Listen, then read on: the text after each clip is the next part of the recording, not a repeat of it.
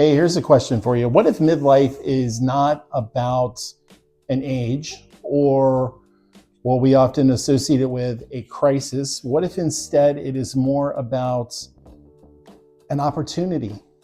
What if there's a turning point that each of us faces in the middle of our lives when we're faced with adversity?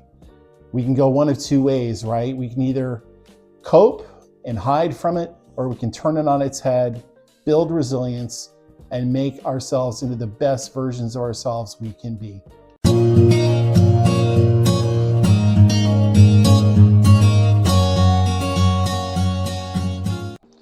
And that idea is why I have started this YouTube channel. This is Midlife Resilience. I'm Chuck Henderson, and I'm so happy that you're here following along as we go on this journey together. And I want to just take a few minutes and kind of introduce the channel to you. So I started Midlife Resilience because I wanted to start a community where people who are in the middle of their lives and who have encountered adversity have a place to go, a community in which they find similar individuals who have gone through things where disruption has happened. Maybe it's children have grown up and moved away. Maybe it's a relationship has changed or ended, or a career has plateaued or ended. And in each of those situations, we all have to kind of dig down and find what I refer to as resilience. And I believe that there are different ways that we can build resilience. I also think that there are different paths that people take when they encounter adversity in the middle of their lives. Many people choose to just cope or to be in denial. Unfortunately, coping can look like different things. It can look like substance abuse. It can look as simple as just, doom scrolling on your phone all through the night and not getting the sleep that you need to be your best self the next day. So coping is definitely one path, but I think and I believe firmly that the healthier path is to focus on building your own fortitude and resilience. Now listen, I want to be really, really clear about something here in the beginning, and that is I am not claiming to be an expert. I am not talking to you from the mountaintop. I don't have all of the answers, but I have been on a journey in the last few years, the last 3 or 4 years. And that journey has been significantly difficult in different places. Everything from the change in a significant relationship in my life to having been laid off from my job 2 times, to having my only sibling, my younger sister, pass away most recently. So I don't claim to have all the answers, but what I have done is I've done a lot of work, and I've done a lot of self-work, and I have become a student really of what I believe is the only true path to happiness and to peace and to strength, and that is working every single day on being more resilient. All right, so really 3 key points I want to deliver here. Number 1, midlife for most of us is about disruption in some form, and disruption demands resilience.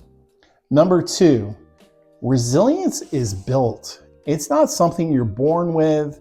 It's not something just some people have and others don't. It's not, just being tough. It's something that, just like any other muscle, you have to work on every single day.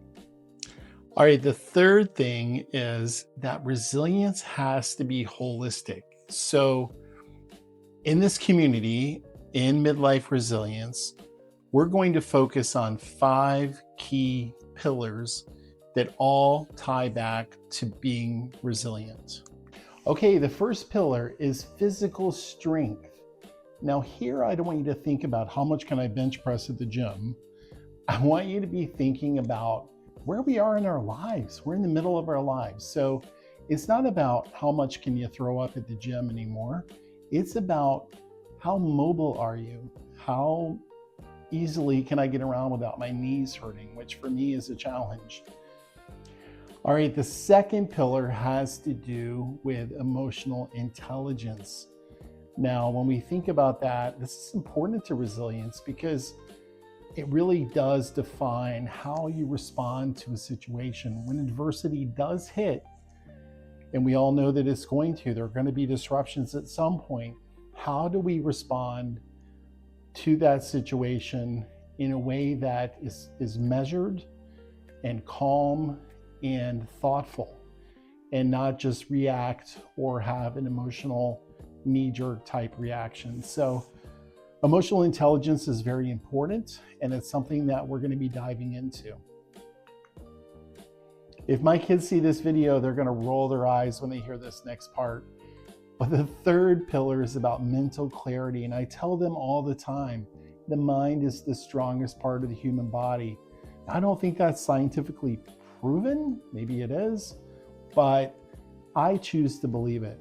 And when we think about mental clarity or mental strength, we think about that connection between when adversity hits, how do I stay mentally strong? How do I develop mental fortitude to understand that things are just going to happen? And it's about how I respond to those things, not necessarily the things themselves. And mental strength is probably my favorite pillar of the 5. And that's one that we're really going to get into here in the channel. Now, I'm sure most of you out there have seen or heard the sweet stories about the elderly folks at the end of their lives who, when they ask them what was the most important thing about their life, oftentimes they talk about the relationships that they had. And so the fourth pillar in terms of resilience is about relational depth and about having those anchored, trusted people in your life, maybe just one or two really, really good friends or family members that you know when things get tough, you can go to. And we're going to really explore the importance of those relationships, how we can foster them, how we can cultivate new ones, and the ties that that does have to resilience. All right, the fifth and final pillar is about spiritual grounding. Now, when we talk about that, I don't want you to think in terms of organized religion or any of those heavy topics. We're certainly not going to go there. But I think it's safe to say that most of us, and especially as we go through our middle years and we face a lot of adversity, we question things and we think about a higher power and we wonder how that plays into our lives. And so we're going to really unpack that on this channel too. And so I'm excited to do that. So there you have it, the 5 core pillars of midlife resilience, as we're going to define them on this channel, are going to center on physical strength, emotional intelligence, mental clarity, relational depth, and spiritual grounding. So my promise and the promise of this channel is that we're all going to work these pillars together. We're all going to go on this journey together. I'm going to be documenting my own progress, all of us working together to become the absolute best versions of ourselves that we possibly can be.